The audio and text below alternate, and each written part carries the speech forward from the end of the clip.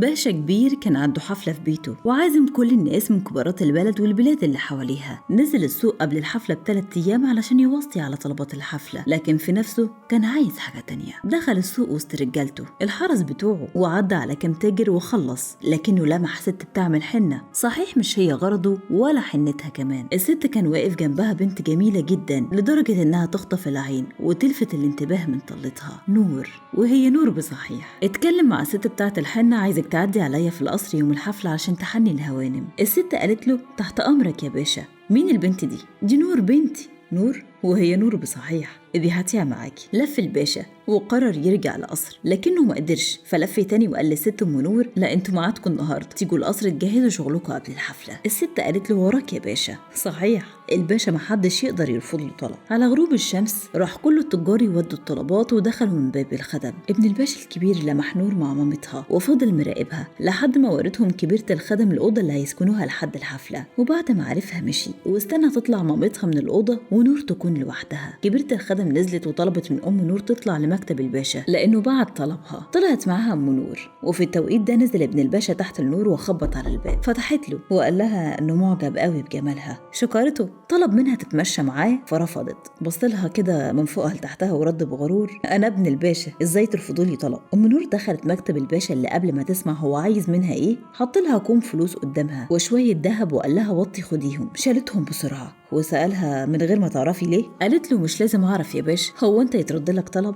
اتبسط قوي الباشا. قال لها: دول تمن بنتك، عايزها يوم الحفلة في الجناح بتاعي. قالت له: بس كده يا باشا؟ اعتبرها تحت أمرك. نزلت الست وهي الفرحة مش سايعاها وراحت الأوضة، ولمحت ابن الباشا طلع متضايق من تحت. حاولت الست تقنع بنتها اللي رفضت تبيع نفسها مقابل شوية فلوس وكم حتة دهب. عندها مبدأ مش زي مامتها اللي قالت لها: انت عارفة الفلوس دي هتعيشني هوانم، هوانم من غير شرفنا نبقى ملناش أي قيمة.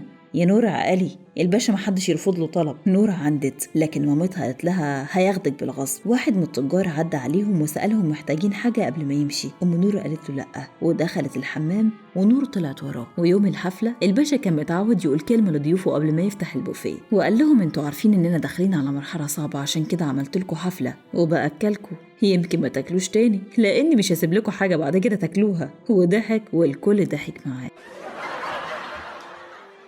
وهو بيتكلم كان صوت المزيكا في القصر بيعلى. في الناحية التانية نور لبست الفستان اللي جالها من كبيرة الخدم وطلع على السلم اللي بيطلع على فوق من ناحية الخدم. مع خطواتها وكلام الباشا كانت بتعلى المزيكا: أنا عملت مشاريع كتير وفدت البلد كتير، والحفلة دي أنا عملتها علشان الشغل اللي جاي كتير، ولازم نساعد الناس علشان العيشة ما تبقاش صعبة عليهم. نور بتطلع لحد ما وصلت للأوضة بتاعة الباشا ودخلت، وبعدها المزيكا اشتغلت والباشا خلص كلامه وطلع وراها. فتح باب الأوضة ودخل. قال لها: النهاردة يوم ميلادك لأنك هتتولدي النهاردة. قرب منها وحاول يلمس شعرها وهي بتدمع، لكن الباشا مش مهتم في اللحظة دي. قعد الباشا على السرير ونور قاعدة على السرير من ناحية المخدة، ومن تحت السرير خرج التاجر والباشا بيتكلم وجي من وراه، والتاجر دبح الباشا. كان بيدافع عن شرف البنت اللي كان هيهتك دلوقتي. وبعد ما نور شافت المنظر كتمت صوتها وقال لها: يلا مفيش وقت، لازم نهرب. وفعلا خدها وخرجوا من باب الخدم. وبعد غياب وقت طويل طلع ابن الباشا عشان يطمن عليه، ولما خبط اكتر من مره وما لقاش رد فتح الباب ودخل وشاف الباشا. نزل بسرعه وطلب من الحرس يقفلوا الابواب،